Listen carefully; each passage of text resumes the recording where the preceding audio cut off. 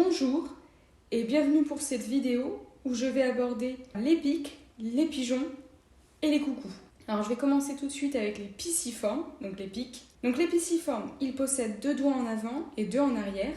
On dit qu'ils sont zygodactyles. Les mâles portent souvent un béret comportant des nuances de rouge. Leur bec est puissant et il leur permet de tambouriner et de forer des troncs et des branches. Leur structure osseuse et notamment leur structure crânienne est adaptée pour protéger les pics des chocs reçus lors du forage. Leur queue est rigide afin qu'ils puissent s'appuyer dessus et ils sont majoritairement forestiers. Ils possèdent une langue longue et gluante qui leur permet d'attraper les insectes. Ils sont donc majoritairement insectivores. Ils ne chantent pas mais émettent principalement des cris et le bruit de leur bec dans un tronc fait partie de leur parade. Je vais vous présenter ici 3 espèces de pics. Donc le premier, c'est le pic-et-pêche.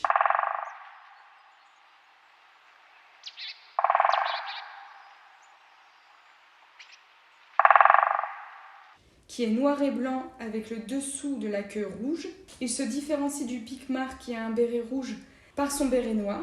Par ailleurs, le ventre du pic-et-pêche est totalement blanc alors que celui du pique-mare est strié. En vol, le pic-et-pêche a une allure ondulée liée au fait qu'il bat des ailes en montant et qu'il plane en descendant légèrement.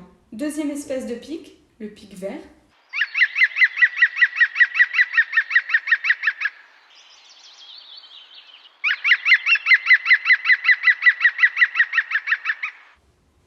Donc il a un cri très reconnaissable puisqu'il ressemble à un rire. Il possède une calotte rouge avec une face noire et un dos vert. Enfin, une autre espèce de pisciforme, le tourcol, qui a un plumage de type camouflage qui le fait ressembler à une feuille morte.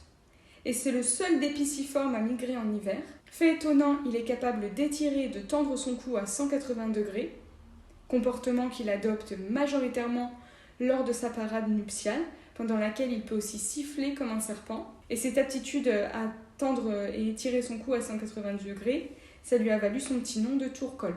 Donc après les pisciformes, les colombiformes.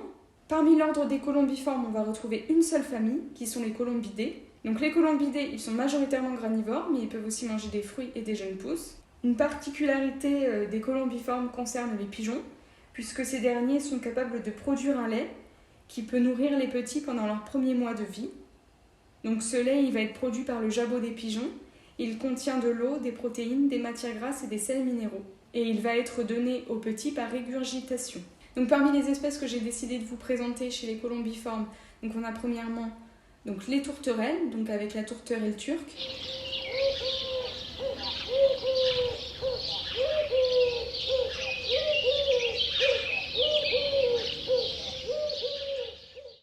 Qui est très fréquente dans les villes et les campagnes.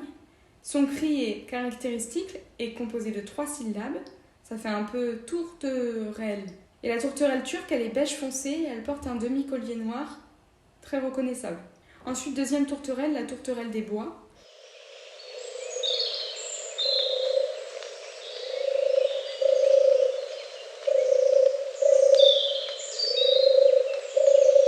Donc celle-ci, elle est beige avec des sortes d'écailles rousses. Et malheureusement, elle se fait de plus en plus rare du fait qu'elle est grandement victime de la chasse.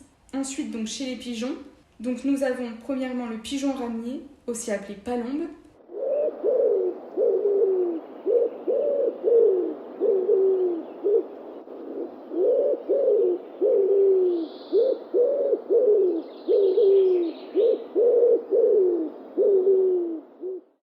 Donc, qui est fréquent et qui est reconnaissable grâce à ses 2 taches blanches au niveau du cou et à son cri en 5 syllabes. Je suis un pigeon. Son iris est blanc. Deuxième pigeon, c'est le pigeon bisé ou pigeon domestique.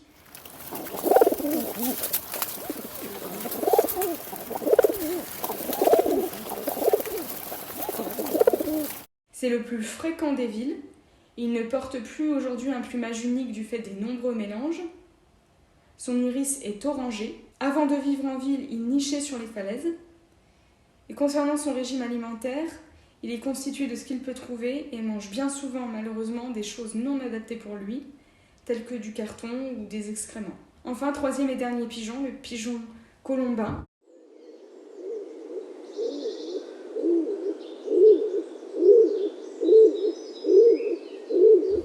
qui est un pigeon très discret, qui occupe principalement les vieilles forêts et qui en ville reste toujours en hauteur.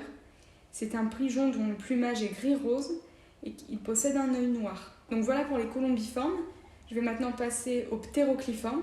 Donc je ne vais pas m'attarder sur cet ordre, mais juste rapidement, on retrouve donc chez les ptérocliformes les gangas et les siraptes, qui ressemblent par certains aspects aux pigeons et aux perdrix, excepté le fait qu'ils vivent en milieu aride, dans les steppes principalement. Leur plumage a une coloration cryptique, donc c'est-à-dire qui leur permet de se camoufler. Et contrairement à ce que leur apparence peut laisser supposer, ce sont des oiseaux très rapides, que ce soit à la course au sol ou en vol. Enfin, dernier ordre de cette vidéo, les cuculiformes, composés de l'unique famille des cuculidés, aussi appelés les coucous.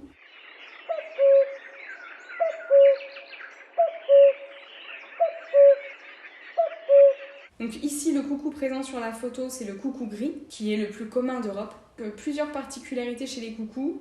Premièrement, leur cri, qui est très reconnaissable, mais aussi et surtout leur comportement parasite, puisque la femelle coucou va pondre son œuf dans le nid d'un passereau, dont elle va éjecter un œuf. Une fois le bébé coucou né, il va éjecter les autres œufs du nid et se trouver alors élevé par un couple de passereaux plus petits que lui. En ce qui concerne l'alimentation des coucous, ces derniers mangent majoritairement des chenilles. Donc voilà pour cette vidéo et je vous retrouve pour la prochaine. Merci de l'avoir visionnée, portez-vous bien.